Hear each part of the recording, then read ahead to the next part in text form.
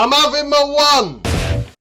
Right then, welcome to episode 84 of the I'm Having My One Board Games podcast, the podcast equivalent of nipping into Sherwood Forest with nothing but a loaf of Hovis and a grudge against authority. I'm joined this week by my fellow outlaw. Yes, it's Little Tom Very good. Hello. Hello. Hello. sitting on that.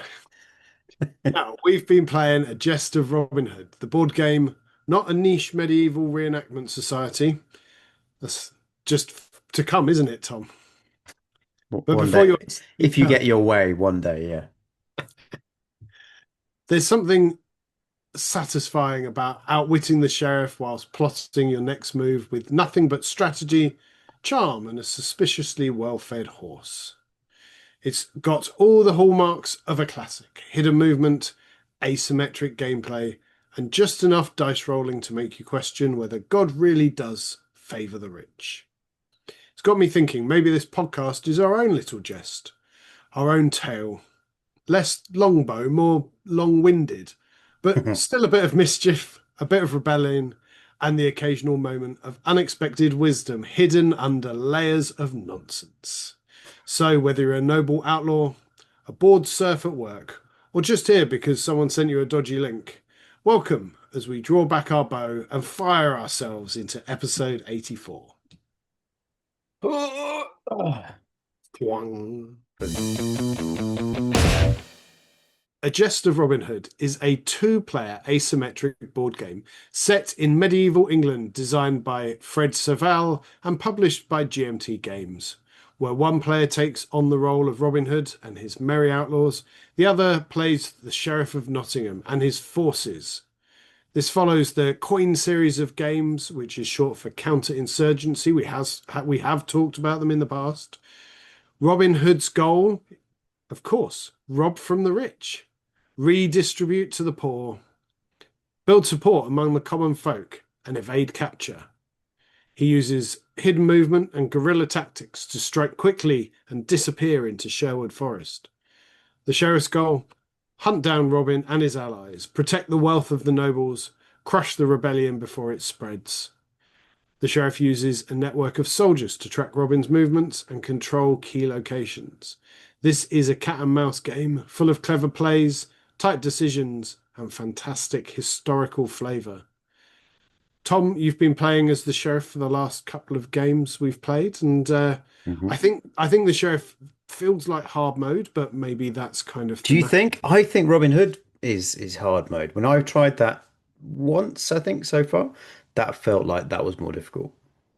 Oh, I don't know. So, do you like playing as the sheriff? Is Well, this I think look, the sheriff is that classic with a coin game, one of GMT's counterinsurgency games. There's always that government faction, right? Yeah, And their thing is always about trying to somewhat maintain the status quo, right? yeah, And maintain their own version of stability across whatever that map is.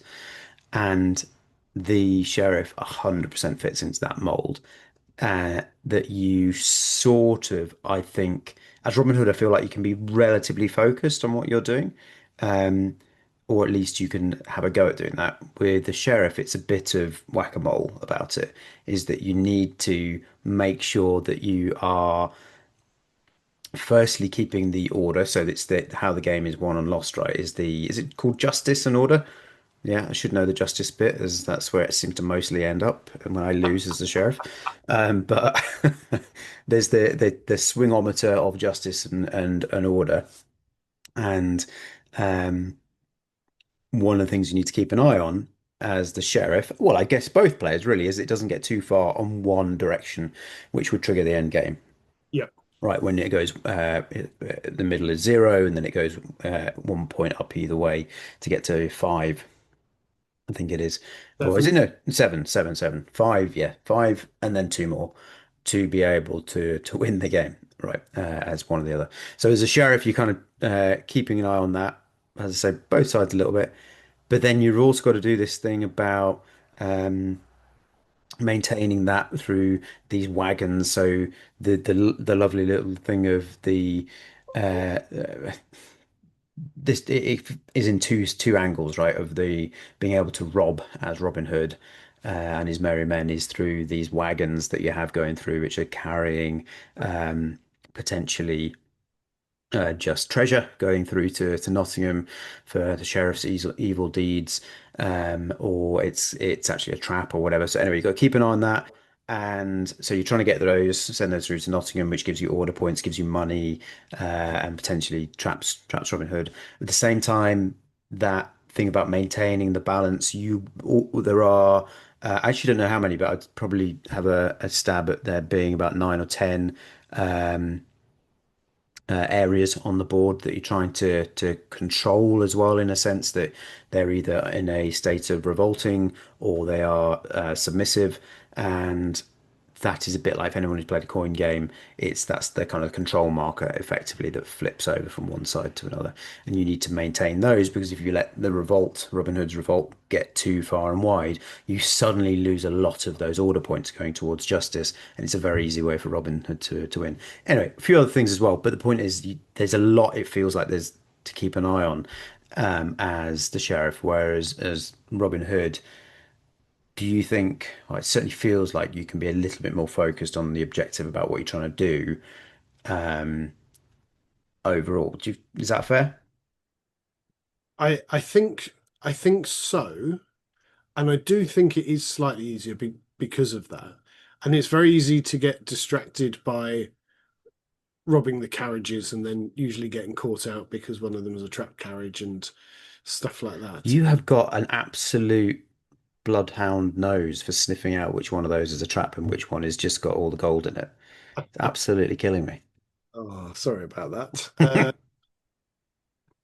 And I do think yes, it is easier because you can be slightly more focused. I think what your turn actions are and maybe slightly easier choices as well. However, I feel as the sheriff, it's so easy just to get men out and across the board. Sure. Yeah. Um, and for those of you that have played coin games, when the sheriff pieces are just pieces, but then Robin Hood and the Merry Men are cylinders, and one of them is put as Robin Hood underneath with a little RH, and then the others are marked up for the Merry Men. But you have to activate them to do things like robbing, like creating rebellion, rebellion. One or the other. Revolt, I think. Yeah. Begins with yes, revolt. And but once you've then activated them, you flip them so they're Kind of revealed, identical, right? Yeah. and you then can't use them for anything else until they're then flipped back down. Hmm. So you can't rob, you can't create rebellion, revolting. Sorry, I don't know why I can't remember. It's same. It's, Yeah, you know what I mean. But you can't do that until you're then flipped, which is another action. So I think there is maybe a bit more planning involved in that because you don't want to activate too many at once yeah. because that then scuppers you for the next couple of turns. But also, once they are active and flipped, then they're easier for the sheriff to capture and put in prison. Right. But another thing that is then on the list of stuff for sheriff to do is that it makes sense if you can engineer or it just happens to be a case where those are flipped over, particularly if it's Robin Hood, it's quite a good idea to send your henchmen in to go and try and capture them and put them in jail because it then removes a large number or potentially large number of your units from the board. But again, it's just another thing to distract. And do you do that? That you can do, but it takes quite a lot of your units to be able to do it. And a turn when you've done that means you're not doing these other things. So it's got this the thing I always love in any game, but is fantastic in a coin or these ones, the irregular conflict series. That's kind of coin adjacent, or you can also call it simplified coin, I think. So I think so. They always have that decision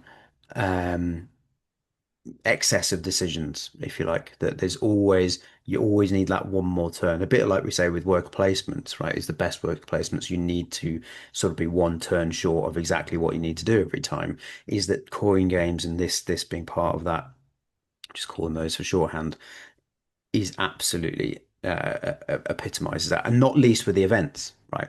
Big part of coin games is events. If you want to go through those, I mean, I'm always happy to keep talking, Paul, but if you want. Unnoticed. Yes, so at the start of every single round, a card is flipped, which will have usually there are a couple of exceptions, but usually will have something that benefits the sheriff or something that benefits Robin Hood. So on your turn, you can choose to do a single event, which gives you single plot, which allows you to do one thing, just the one. But the benefit of that is you will be going first on the next turn. Mhm. Then you can do the event, which are these cards, and they might be allowing you to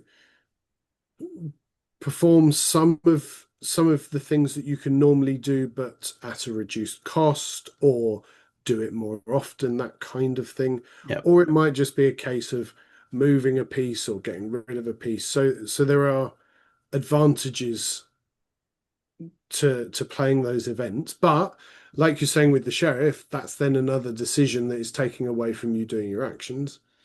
And then finally, you've got plots and deeds, which allow you to do your first set of actions, usually up to 3 times. So you can pick one of those and do it 3 times. And then you get the deeds, which are slightly more involved and slightly better. But if you pick plots and deeds, you're definitely going last. But you can do a lot. Right. But you can do a lot. But then someone is going to have a double turn. And sometimes I think there is a benefit if you're going first to choose the single plot to do something to set you up, Mm. knowing that you're going to go first to then do plots and deeds Yeah, definitely. second time. Definitely. Many times done that to just do a, so a great example of that is what you're talking about when you capture, is if you can see there's an opportunity there for you to capture some of Robin Hood's pieces, is that if you do a single plot to move some of your units in, that then reveals a load of the merry men. You've done a single plot, and then your second action on the next round, or your first your action on the next round, is to do the plots and Yes. deeds, and then you do the capture, and you got more. Happy days. You've engineered a fantastic uh, little combo turn there. Yeah, it's so good. Like these coin games and this uh, it, as a simplified, quicker version of those. It's so good. All of those. There's so much going on with the tightness of that decision that you make around the initiative that you're saying, the and the turn or oh, initiative and turn order, same thing.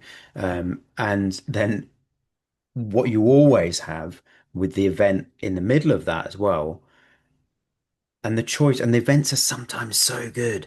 And this is an age-old thing about all of these games is that it's really tempting. It's pretty rare that there's an event you don't want to do. So uh, Neil said this. I played this with your brother the other day, and he hark back a long time ago when we played Cuba Libre. I think it was a thing he really struggled with to start with. He was like, "Well, I don't want to do any other actions because the events are amazing." Yeah, But they are good. that's the whole coin thing is that you want to maybe take an action every now and again where it feels amazing, lets you have double turns or something like that. But most of the time, you need to ignore the events because it stops you actually doing the things you need to do in the game. Then they feel amazing, but they are a distraction. They don't often do exactly the sort of thing that you want to do.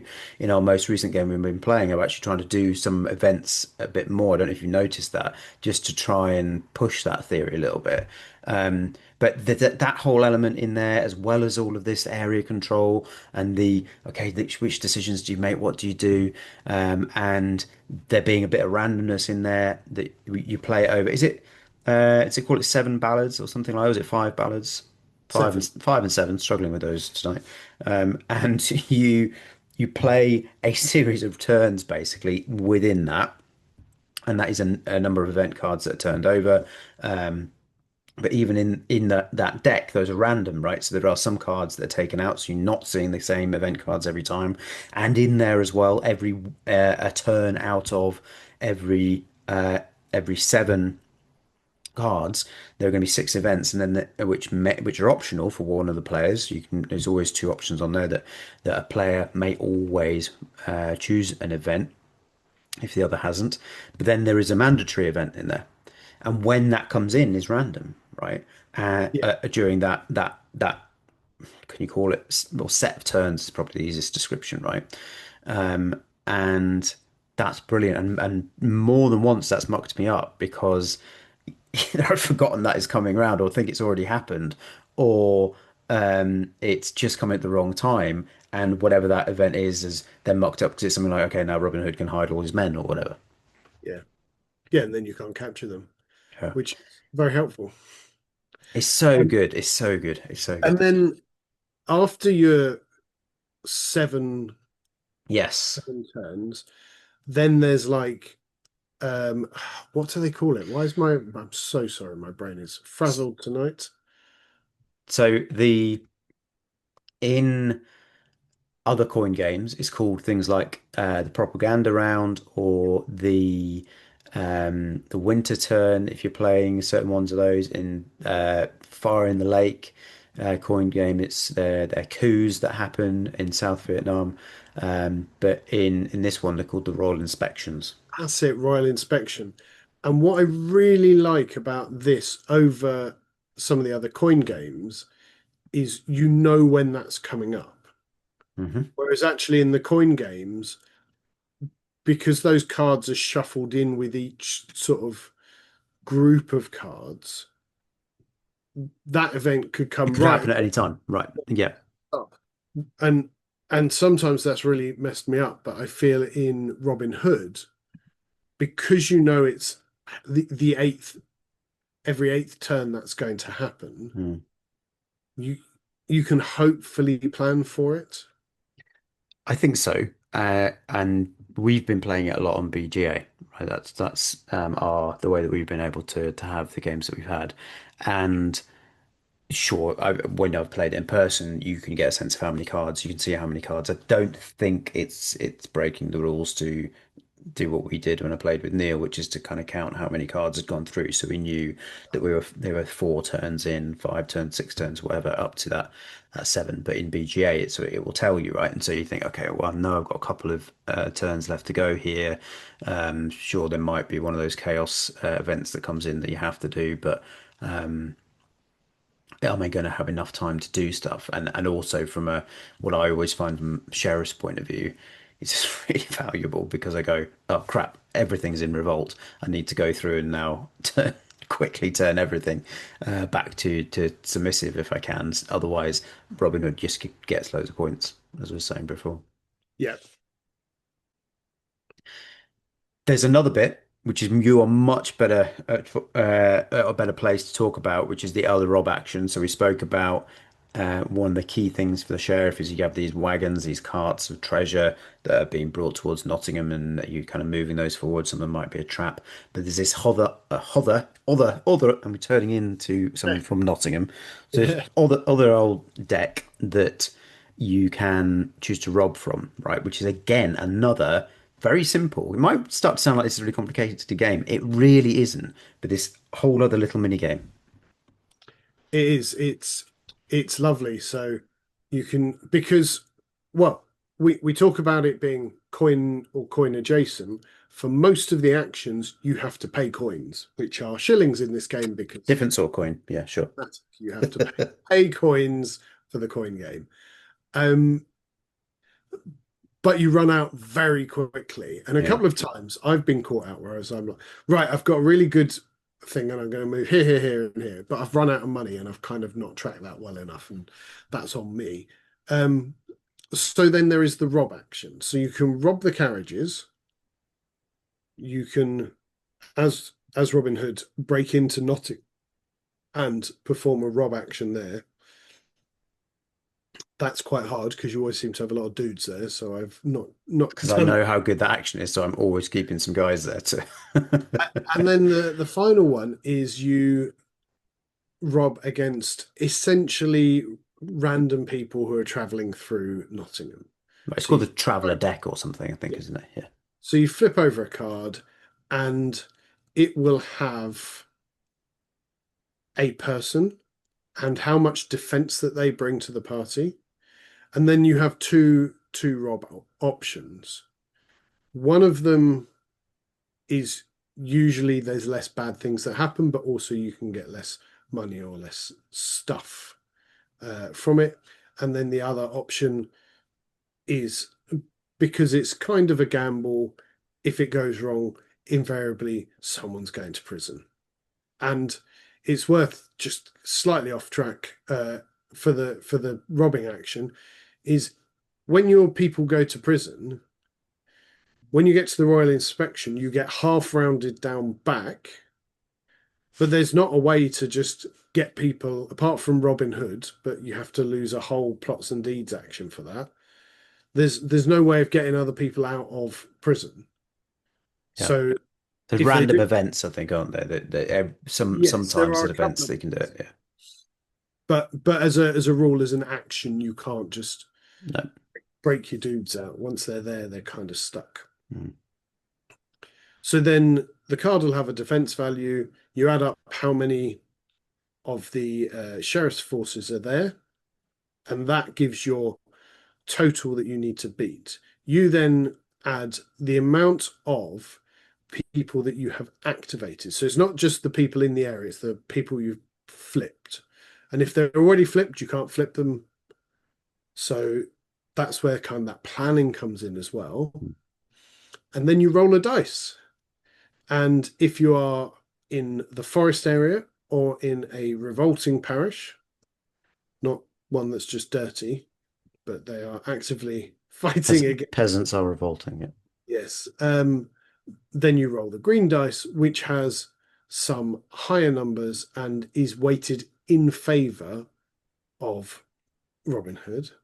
If you're doing it in a submissive parish, then you roll the white dice, which is not in your favor and even contains some negatives. And then it's really simple. You take the sheriff value versus Robin Hood's value, add the dice modifier. Whoever has got the highest wins, and sheriff wins on ties. Yeah. So it's a great little additional bit of push your luck about it. Push luck. Good Uh, way to make some money, make some money up. Yeah. um, and slightly easier, I think, than potentially getting caught by a carriage. Because if you do get caught by the trap carriage, then they've got a +2 defense. Yeah. Yeah. It just I think shows the depth of what we're dealing with here. It is a game that it's not massive. It's a relatively small board, a few decks and a few pieces, but has so much in there that just every time we finish a game, I want to play it again Yeah, straight away. It just there's things to work out from a decision point of view, as we're saying, challenges that you're trying to set yourself. There's randomness in there, so you are going to have a different game every time you play it. But you can also try a load of different strategies. And I'm at the point I'm at now anyway, which is probably about 6 games in, something like that, 7 games maybe, is I'm nowhere near the point where I think, yes, I know what the strategy is for this game, and I think they're all going to be multiple I because think it you've got evolves a little bit. it does on one turn. If someone has a good plots and deeds turn, suddenly the map can look You've got to be extremely, reactive, right, to what the board state is. extremely, yeah, It's not, and maybe that is something that we've known has been thrown at these types of games before, is the chaos, right? And we've talked about chaos in other sort of games, and I certain things where I feel like I don't like sheer just absolute mindless chaos with it, but I enjoy with this sort of thing the chaos of how things can change between your turns. And so that maybe is a little cautionary note for people, is if you're really the other end of that scale and you're probably more of a, I guess Eurogamer, um, then this game might not be for you, right? Because if you've got your plan and you want to stick to it, that is not what this game does. But I think that is the nature of these games and nature of historical games and war games, which is this is on the edge of, right? It's Robin Hood, so it's a bit fantasy, I suppose. It ain't actually real. What? But what? I remember him from those Weetabix adverts. He was definitely real. And this game is just fantastic introduction to that sort of type of game of which that chaos is always going to be a part. There are games, right, which we've played that have a deterministic type style combat. I actually played one quite recently called The Guns of Gettysburg, where it's just a case of adding up the numbers and whoever's got the most. There's no dice roll or there's no jeopardy in that card draw or anything to throw a bit of chaos into it. And I'm not actually such a fan of that because I don't think that is ironically less realistic, I think. No, no, I completely agree. I'm not one that is a massive fan of games that involve rolling lots of dice Right. in terms of, you know, there are so many, aren't there, sort of roll for the etc. Yeah. They don't do a huge amount for me, Mhm. but in a war game, in a conflict game, you're right, there needs to be a bit of randomness because it reflects the nature of war. Someone slips over in the mud, or in Robin Hood's Whatever. case, snaps a creeping through the trees and steps on the twig to make it slip. Exactly. Exactly. Life is full of chaos. That's what Jeff Goldblum was on about, I think, right? Well, something my wife brings up regularly, apparently living with me. So, You know it well. um, Look and feel of this game. beautiful GMT. That's exactly what I was just about to ask you. Sorry. It's high quality. No, no, it's all good, isn't it? We're on the same page. We should play Wavelength, Tom. This never goes well for me, and my brain doesn't sync with other people. Doesn't. Um, it's GMT. It looks great. It is little blocks. It is little cubes of, well, cylinders and triangles of wood. Just a little bit of wood, yeah, yeah. Um, these games, they don't have little minis or painted cards and things, but I don't think it needs it because you are kind of playing slightly zoomed out, aren't you? You're Sure. Yeah, yeah. aspect of it. And yeah, I mean the components are an amazing quality. My my only criticism about the game is on the green cylinders for the Merry Men. Yeah. They've got, is it like a fern or a leaf type thing Something, yeah. on theirs, which is this gorgeous sort of slightly gilted gold. Yeah. It's just got slightly indented with a bit of silver on it or something, isn't it? Yeah. And Robin Hood is the same, but with a calligraphy style RH on the bottom. Yeah. My one criticism is my eyesight isn't the best.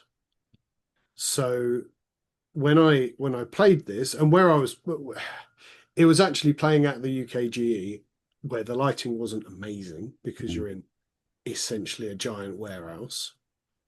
Um, and I really struggled to just quickly pick a piece up to look to check whether it It's was Robin Hood or not. it's not clear that, as you say, the calligraphy RH is just not different enough to whatever the leaf is. I agree. Yeah, and They they should would have. just give you a nice red one, like when you turn that over in BGA, then you know exactly what Robin Hood is all the time. And obviously Robin Hood needs to stay secret because you don't want him to be captured by the sheriff. Yeah. But what that then means is for someone like me, you don't want to be picking something up and staring at it for 30 seconds trying I to. think it would also be really easy to make a mistake, right? And then you go, oh man, no, I screwed that up because I thought that was over there. Yes. Um, Maybe and if people are younger than us, I don't know. They go, what are you talking about? Your and gits. have better eyesight and things like that. But I think the it that like little inlay in the wood looks lovely. It's gorgeous. Hmm. Could just be slightly clearer. Slightly clearer, or just mark up Robin Hood and not the Merry Men, or just something. Sure, maybe that has the silver on it and nothing else does. Yeah, yeah, yeah. I Um, think, yeah, yeah. I agree with you. but that is a really minor criticism. The component quality is good, like the even the manual is like that thick quality paper stock. Yeah. It's not something that's been run off someone's printer out the back. No, with GMT, the quality that you're going to get. I think some people would look at the board and go, it's a bit brown and beige, but it's actually, we go beyond that. The cards, it sort of feels very thematic. I think that's It why it really does. works for me. It looks like a 12th, 13th century map, and the color is then brought in by the cards, right? So the card imagery, they've not tried to do a picture of Robin Hood, like photograph Robin Hood or anything like that, or someone. Not Kevin Exactly, Kevin Costner is not there, but you instead have these sort of illustrated manuscript. Think monks drawing out these illustrated letters. It's done in that sort of style, right, medieval style, Costner. and that suits it down to the ground. And even in your little player boards that you have to kind of hide, which it's got your player aid on there, but also it kind of hides a little bit of some of the stuff that you've got. All done very simply. In It's just a bit white card with some nice colourful imagery on the back, but it looks great. Yes, and I would say that the at least the coin games that I've played, they're all kind of that style. Right. And I think it fits that, it sits in with that style and that genre of game. Mm. And I think if you had gone bright colors and cartoony drawings and I mean, look, the best Robin Hood film is the Disney Robin Hood film. Yeah. That's not even for debate. That is objectively fact. Uh, Yeah, yeah, yeah, sure. Don't get me wrong. but if they'd gone down that route, I don't think it would have worked. No, no, I agree. It suits it entirely. What they've done with this. It, yeah. I mean, I have nothing else to say with it. It just really, really works, and the artwork has been done brilliantly. Just really suits it. Yeah, lovely.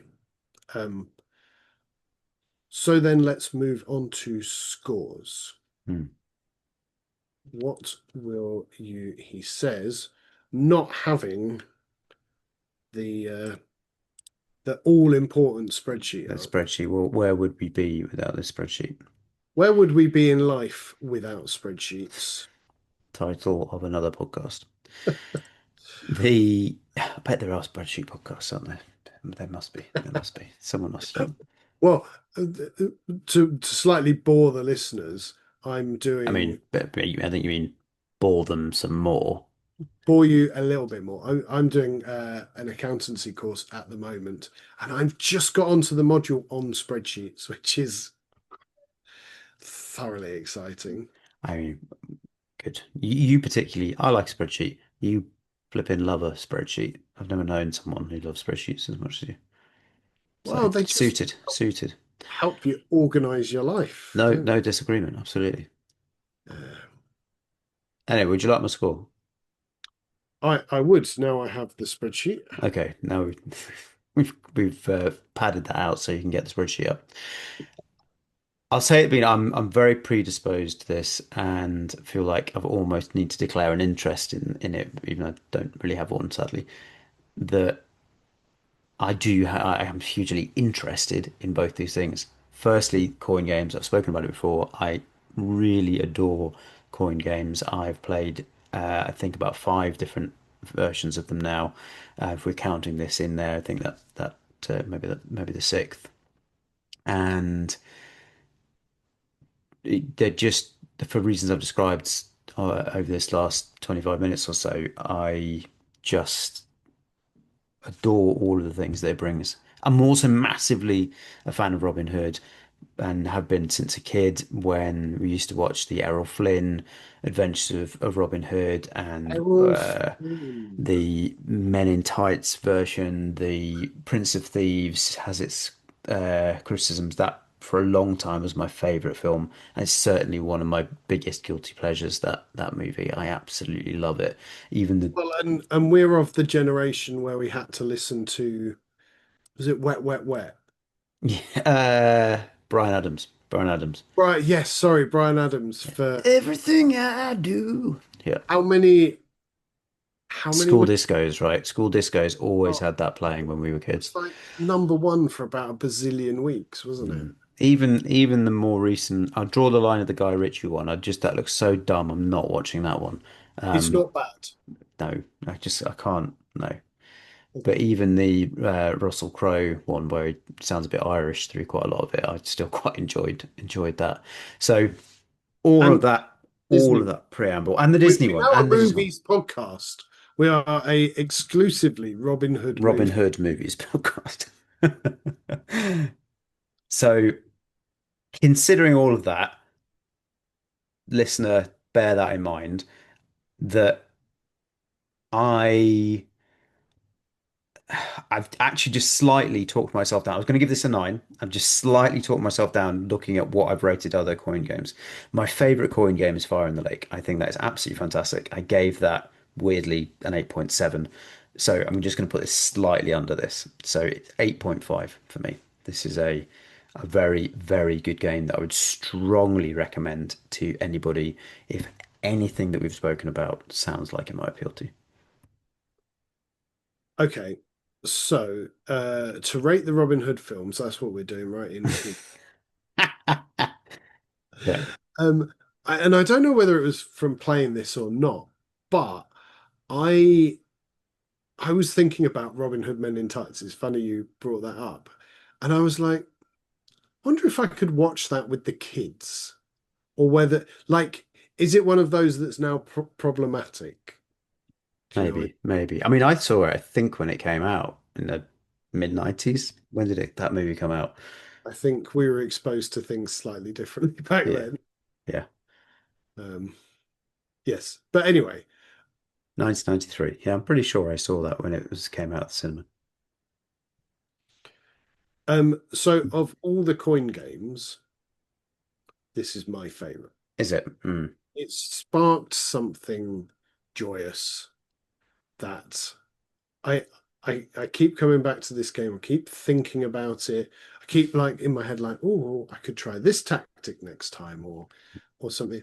And it's a quick game. It An is. hour, an hour. We haven't spoken about that at all. It's a really good point. I think if you knew what you're doing, you could maybe do it even less than an hour. Yeah. And if you're taking your time and having a chat, hour and a half. But I think an hour is a good point for someone that knows what they're doing. The other nice thing about coin games is once you kind of understand one, you can kind of play them all. Yeah. There's not much extra at all for rules learning. I love Robin Hood. I love the way it looks. I think the playtime is kind of spot on for it. And the fact that it's two players Yeah. is amazing because you can just kind of give it a go and find one other person. Whereas So much more accessible. I think because some of them are maybe a little bit more niche, Yeah. trying to get four people to sit down for 4 hours to play some of the bigger ones, it's a tough ask. So, with all that in mind, I am going to give it the same score I have given the Disney Robin Hood Best Film, which is a 9.5. Oh, I thought we were going to get a 10 then. I thought we were going to get a 10. No, I don't know. I don't know why it's not a 10. The 10 has got to be reserved for Just the absolute. your favorite games ever for sure. So yeah, very And close who to that. knows, this might make its way into my tens, but for now 9.5, which gives it a podcast score of 9, which is amazing. Simple. That's that is a Jest of Robin Hood. It is available on Board Game Arena. We keep mentioning it. We are both on Board Game Arena, so drop us a message. We will quite happily play, quite happily teach you how to play. Anyone that wants to play this game with both of us, but me, like just yeah, I'd love to play this game. So we are on Instagram and Blue Sky. We'll put the links to that in the description to this episode, so you can find us there. You can link to us and have a game with us. We are very lucky on this podcast to be sponsored by Chaos Cards. Now, we have been talking about Just of Robin Hood. It is available for $59.95 on Chaos Cards right now. You can stick it in your box and it'll be delivered. No postage. It's all included. However, if you enter code IMH1-REBEL, you'll get £5 off of that game. Or if you don't fancy getting Robin Hood and you fancy one of the other lovely games available at Chaos Cards, it will cover you for £5 off any order over £50. Terms and conditions, which are in the description, will apply, including not damaged or pre-order games. But if you want a board game from Chaos Cards or a couple and it comes to over 50 quid, stick that code in, get your £5 off, and away you go. Thank you for listening and watching this episode. For those of you that are catching us now on YouTube, you can see our bright and beautiful faces. Alternatively, feel free to carry on with Spotify and Apple Music. As I said, all the links to our socials and website and everything is all in the description. Please tell a friend. The more people that listen, the better it is for our fragile egos. So That's the most important thing. it is the most important thing. But also, everyone needs to hear more info about board games because it is the most crucial thing to a happy and well balanced life that you will have. Amen.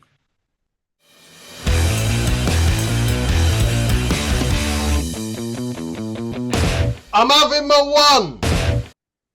Do you know what? One thing I regret not saying is have a look on BGG on the images for this game and the person who has flipped out the pieces for little Lego Robin Hood and Sheriff of Nottingham